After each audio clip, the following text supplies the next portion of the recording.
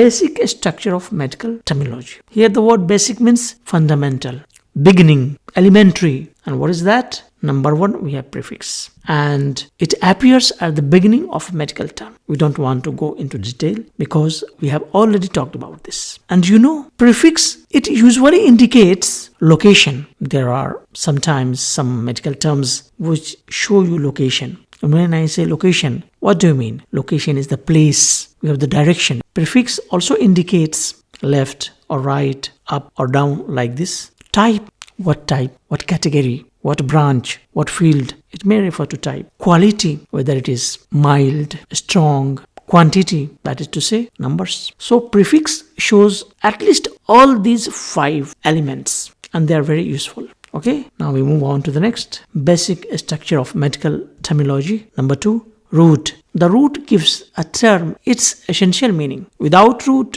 you can't compose a medical terminology. A root is the fundamental. It provides you the essential meaning, the most important meaning, upon which the whole terminology depends, relies upon. Nearly all medical terms contain at least one root. All medical terms must have at least one root. If there is no root word, where will you put prefix? Where will you put suffix? Prefix and suffix, they depend upon the root word. That is the point here. And when a prefix is absent, the term begins with a root. There are some medical terms. Sometimes we don't have prefix. In that case, that word will begin with a root word. Sometimes we don't have suffix. We have just a root word. So root word is the fundamental in the creation of a new medical term. We move on to the next idea, basic structure of medical terminology. And that is to say, point number 3, that is suffix. The suffix appears at the end of a term, at the end of a word, and we don't want to explain. Already we have discussed this in detail previously. It may indicate a specialty. When I say a specialty, it means that particular branch of medical science,